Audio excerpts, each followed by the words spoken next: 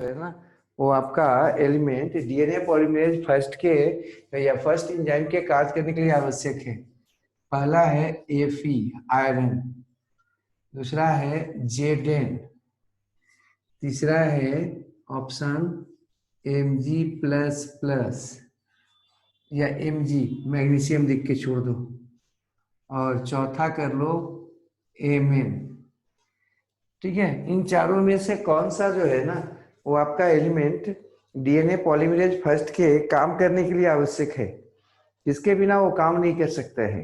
एक नंबर में क्वेश्चन में ऐसा आ सकता है, तो आप आराम से ये रखना ध्यान में। मैग्नीशियम, अधिकांश जो एंजाइम होते हैं मेटाबॉलिज्म में, अधिकांश जो मेटाबॉलिज्म के एंजाइम होते हैं उनके काम करने के लिए क्या चाहिए, उनके काम करने के लिए कोई ना कोई एंजाइम चाहिए, और वो जो एंजाइम चाहिए जो आपका आवश्यक है उस एंजाइम का नाम है आपका, यहाँ पर आपको बता रहे हैं उस एंजाइम का नाम क्या है, डीएनए पॉलीमरेज एंजाइम फर्स्ट के लिए बताते कौन सा एलिमेंट चाहिए, तो एलिमेंट का नाम है कौन, मैग्नीशियम।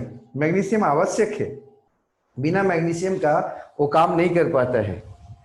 ठीक है, में रखिएगा रेप्लिसोम क्या है, वो एंजाइम समूह जो आपका रेप्लिकेशन में शामिल होता है उसको क्या कहते हैं, रेप्लिसोम कहते हैं।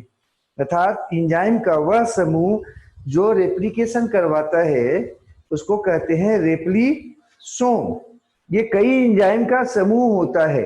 हाँ, कई एंजाइम्स इसमें होते हैं, जिसका जो प्रमुख एंजाइम्स है उसका नाम है आपका कौन, UWP, HDP, GTP जो है ना वो एनर्जी का सोर्स था, और कई एंजाइम्स थे उसमें, विभिन्न पॉलीमरेज एंजाइम था, लाइगेज था, वो सब के सब एक साथ क्या कहलाता है, रेप्लिसोम कहलाता है। ऐसे यहाँ पर GTP लिखना ठीक नहीं है, GTP तो एंजाइम सोर्स है, चाहो तो इसको हटा दो, आप लोग इसको क्यों लिखोगे, है ना। यहाँ पर GTP को हम हटा देते हैं, वो एंजाइम सोर्स है, नहीं सॉरी वो एनर्जी सोर्स है, केवल एंजाइम का बात कर लूं तो ये आपको हम रेप्लिसोम के बारे में बताए।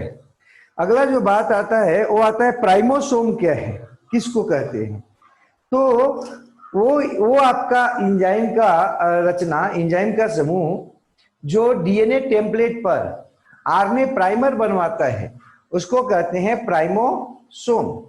ठीक है, तो यहां पर लिख लेते हैं। उसमें कितना होगा भाई, तो लीडिंग धागा जो है, क्योंकि लीडिंग धागा में अगर आपको याद होगा तो लगातार जो है ना वो आपका क्या होता था, वो आपका होता रहता था, डीएनए निर्माण लगातार होता रहता था। तो लीडिंग धागा जो होता है उसमें आपका सिंगल प्राइमोसोम होता है, जबकि जो आपका लैगिंग धागा होता है उसमें कई प्राइमोसोम जो है ना वो शामिल होता है। तो इस बात को जो है ना आराम से लिख लेना है।